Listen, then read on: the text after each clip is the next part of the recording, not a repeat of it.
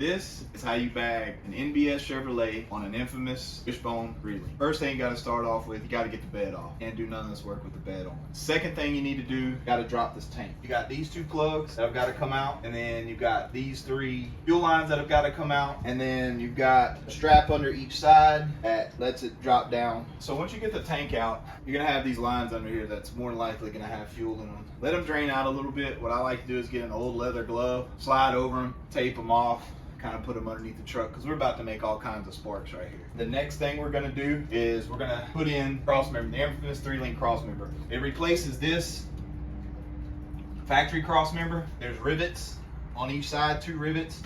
Drill out the rivets, pull this out. The Nfmaus Crossmember bolts in right here. We have another Crossmember right in here that welds in. You got to cut this factory gas tank Crossmember right on the other side of the bracket, and you also got to cut it back here so we can raise it up.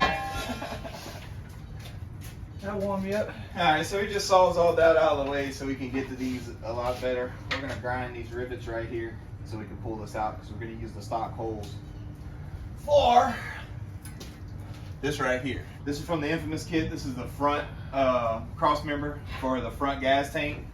It has the strap hanger already built into it. It goes in the factory holes. This is what you need to set first because everything about this system from here back is what like sets it up, sets it straight and everything. So this is crucial. That's why they have it going in stock holes.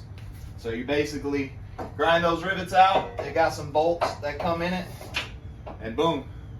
So this is your major starting point right here. Get this started and then build backwards.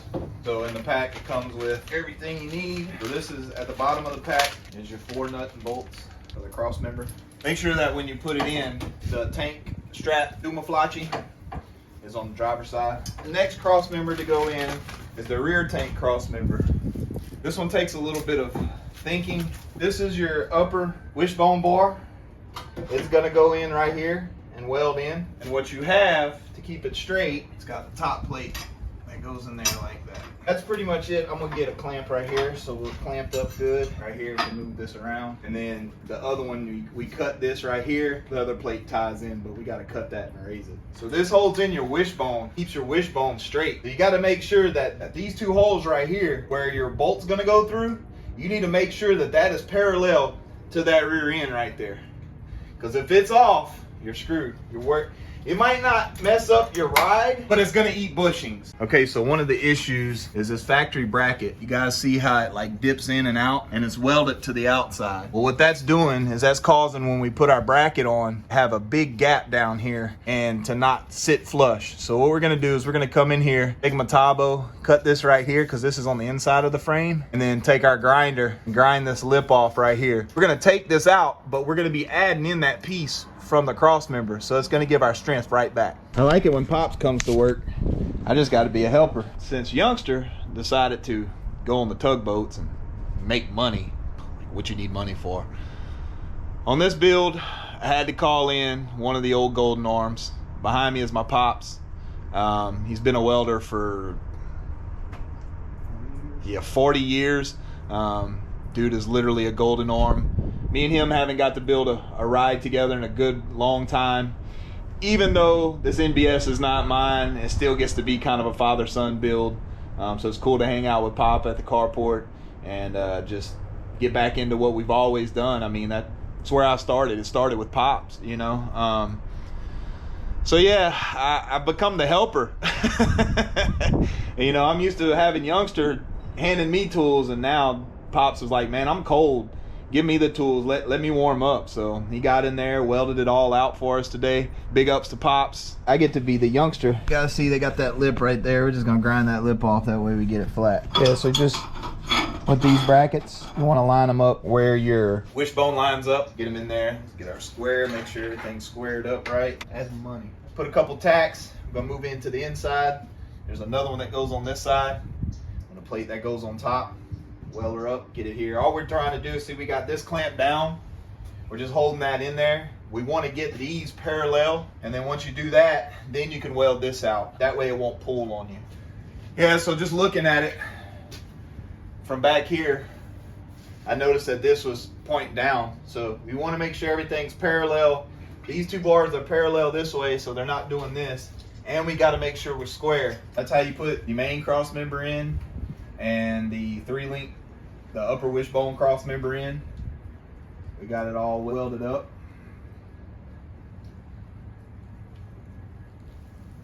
Now what we got to do, cut the factory gas tank cross member. There's a little hole right here.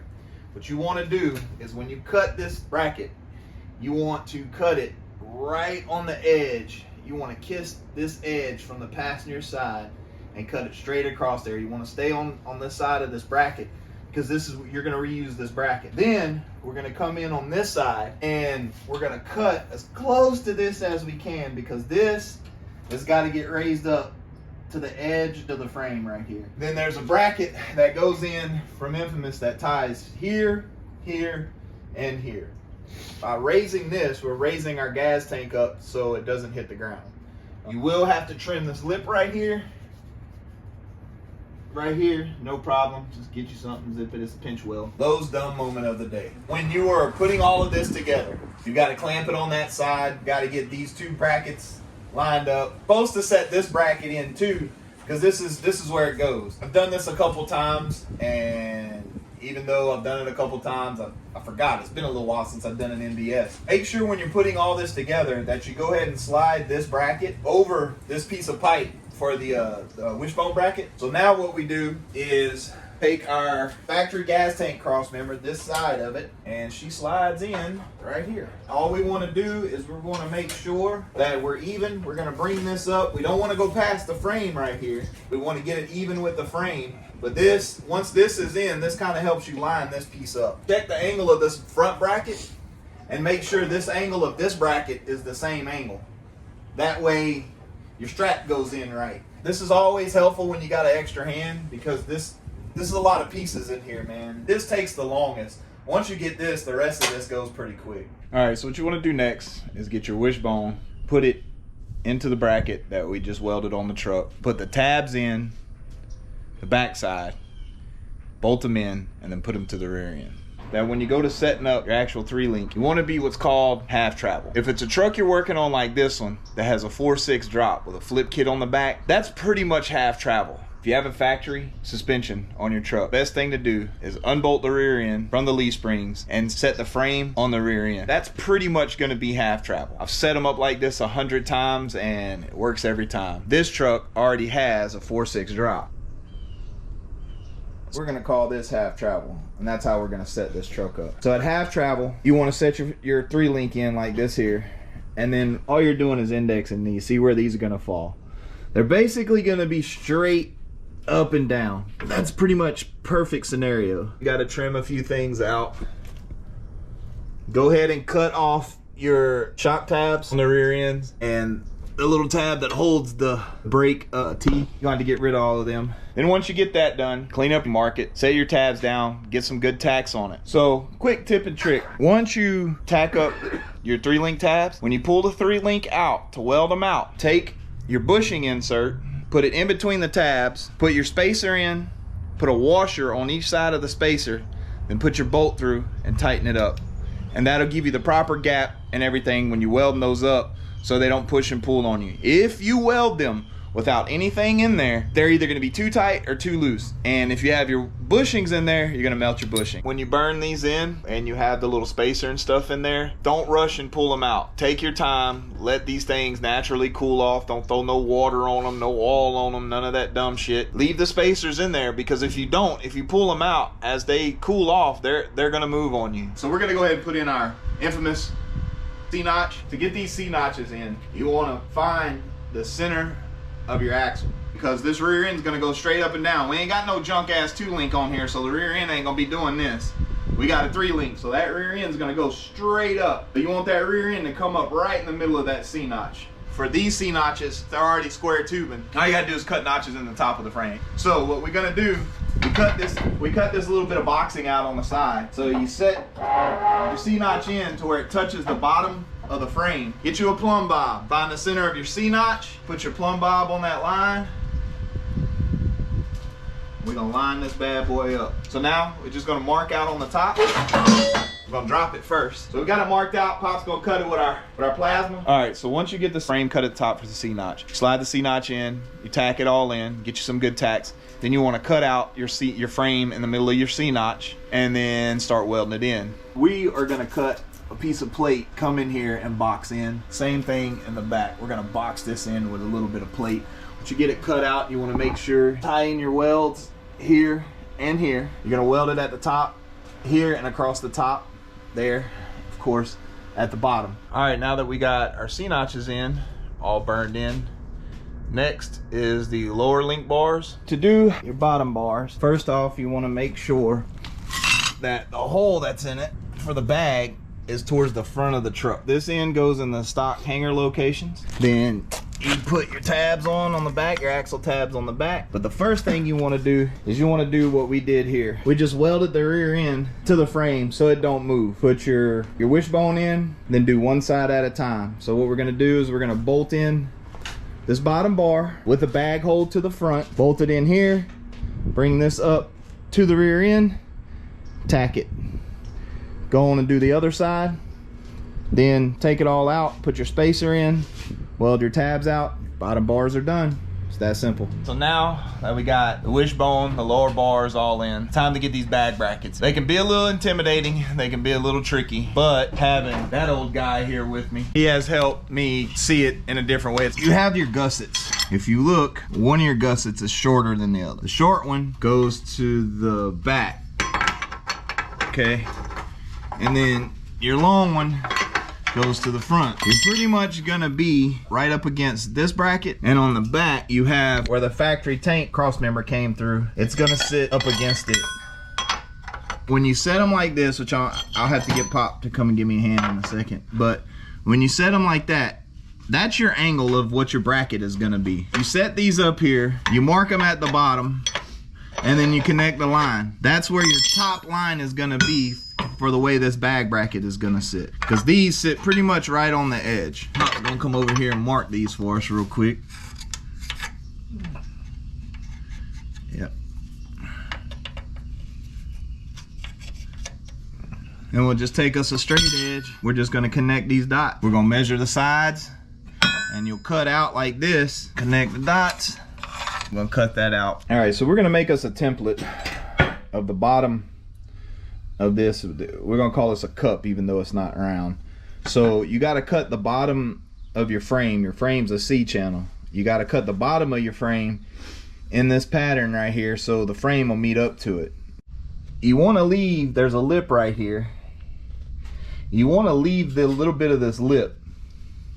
So what we're gonna do is we're gonna cut us a template to slap up underneath here. We'll make it meet up with this edge right here, and that way we can scribe it and we'll know where to cut with our plasma. This is going to be the outside edge of our frame. So what we want to do is, hang on, let me turn this way. Line this up like so. Take us our marker. We'll cut this out. We'll set it under the frame and we'll use it to mark under the frame to cut out enough for this. Now, you want to make sure that when you mark this out, that you're marking the outside. Because basically, pretend that's your frame. Pretend that's your frame.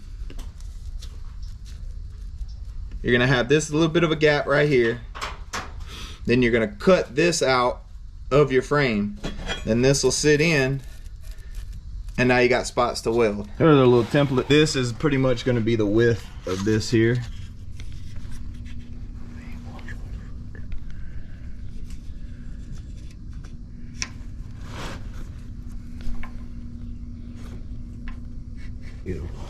What it should look like when you're done. Take a bag bracket, line it up.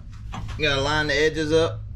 It's gonna overhang a little bit. That's fine, that's how they have it set up. You're gonna make a couple of tickety tacks right there. Then we'll put the gussets on top. What it looks like, and you got them set up. Main thing is you wanna make sure, slide you a square up here. Make sure you're square that way. Make sure your gussets are square. Yeah, so then you just weld her up, weld her up, weld her up, weld her up, weld it from the back, weld it from underneath. You got a bag bracket. Okay, So now that we got both our back brackets in, everything's done except for shocks. Let's talk about shocks for a second. You can go watch a million YouTube videos about how to properly set up shocks, and you're gonna get 15 different answers. I know one thing: on a bagged ride, daily driven ride, you don't want your shocks up and down. You want them at an angle. You look at your factory shocks, they're on an angle. If you want to try to figure out what that angle is and set these at that angle, more power to you. I'm just saying, put them on some type of angle. What angle? I can't tell you. I can tell you this: what I'm about to show you, I've done on multiple rides with these same setups. The OBS, two other friends, NBS's, Phillips OBS is the same way we set them up. What I like to do is I really like this angle right here of the C-notch. So what I want to do is I want my shock to be riding basically on that same angle. For one, it looks good, and for two, it rides good. What you got to do, lay the truck out. Normally, Nfmaus welds in this bung into the bottom ling bar. For some reason, they sent these and they weren't. We're gonna have to figure out where the bottom goes, drill a hole, slide these in, and weld them. Then your top one, once you get this one in, you hook up your shock right here, you lay your truck out, you put this in your shock, you push them down. Don't collapse them all the way. You're not gonna have any room to ride when you're skating. So what you wanna do is you wanna come up a couple inches. It's probably gonna set right around there on the edge, or like right in here. We're gonna get this one welded in, we're gonna set it, get this one welded in, hook in the shock, put this in top of the shock, leave the truck fully laid out. I'm gonna push this shock down to where I like it. We're gonna tack it. This one you don't drill, this one gets tacked to the inside, to the outside. We're gonna tack it, we'll pull it off, let Dad weld it. There you go.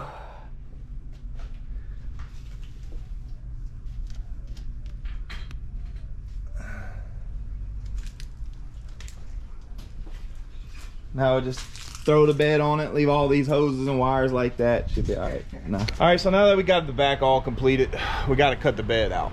Best thing to do when you're cutting your bed out is take measurements from where your bed bolts go in and measure to the C-notch.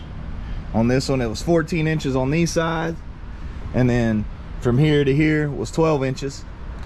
Go up underneath the bed, mark it out. If you got it on a stand like this, mark it out, drill you some holes, mark your lines out, and cut out. Now, one good thing about having a step side is you don't have to cut out the side of your bed or anything like that. You can literally just cut out the floor.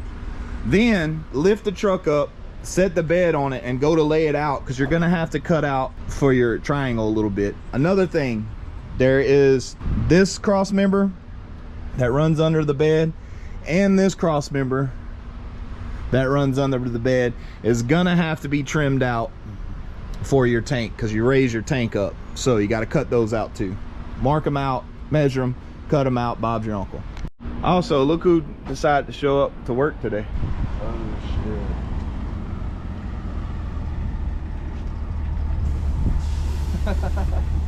Hell yeah.